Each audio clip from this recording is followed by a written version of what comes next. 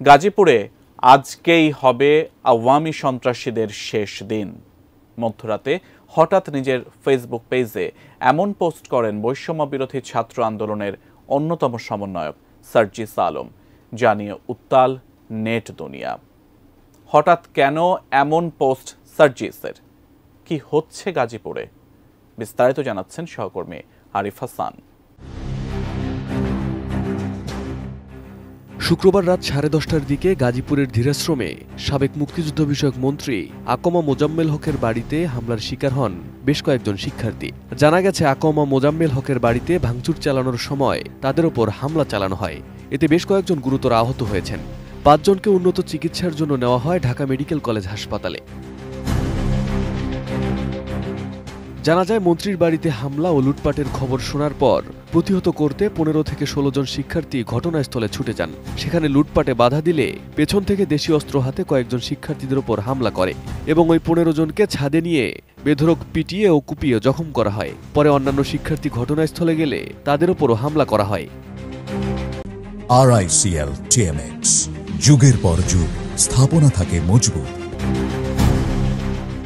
এ বিষয়ে বৈষম্য বিরোধী ছাত্র আন্দোলনের গাজীপুরের যুগ্ম আহ্বায়ক নাবুল আহমেদ বলেন, শিক্ষার্থীরা ফাঁদে পড়েছে বুঝতে পেরে বহুবার পুলিশকে জানালে 2 ঘন্টা পর তারা ঘটনাস্থলে আসে। তিনি দাবি করেন, যারা হামলা করেছে তারা সবাই আওয়ামী লীগের লোকজন। তবে কেউ কেউ বলছে, শুক্রবার রাত 9টার দিকে একদল বিক্ষুব্ধ ছাত্র জনতা গাজীপুর মহানগরের ধীরাশ্রমের দক্ষিণখানে মোজাম্মেল হকের বাড়িতে হামলা চালান। এ সময় মসজিদের মাইকে মন্ত্রীর বাড়িতে ডাকাত পড়েছে জানিয়ে লোকজনকে এগিয়ে আসার আহ্বান জানানো হয়। এলাকার লোকজন দা, বটি, লাঠিসহ বিভিন্ন দেশীয় অস্ত্র নিয়ে বাড়িটি ঘিরে ফেলে। পরে ভেতরে ঢুকে কয়েকজনকে ব্যাপক মারধর করে। তাতে অন্তত 15 জন গুরুতর জখম হয়। খবর পেয়ে পুলিশ ও সেনা সদস্যরা গিয়ে পরিস্থিতি নিয়ন্ত্রণে আনে। রাত 11টার দিকে আহতদের উদ্ধার করে হাসপাতালে ভর্তি করা হয়। এ ঘটনায় শুক্রবার দিবাগত রাতেই ফেসবুক পোস্টে নিজের প্রতিক্রিয়া জানিয়েছেন বৈষম্য বিরোধী ছাত্র আন্দোলনের সমন্বয়ক সার্জিস আলম।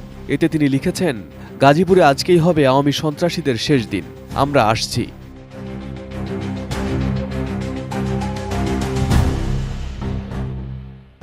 এদিকে শিক্ষার্থীদের ওপর আওয়ামী দোসর এবং সাবেক মন্ত্রী ও সাবেক মেয়রের লোকজন হামলা চালিয়েছে দাবি করে বিক্ষোভ সমাবেশের ডাক দেয় বৈষম্য বিরোধী ছাত্র আন্দোলন এবং গাজীপুর জেলা ও মহানগর জাতীয় নাগরিক কমিটি।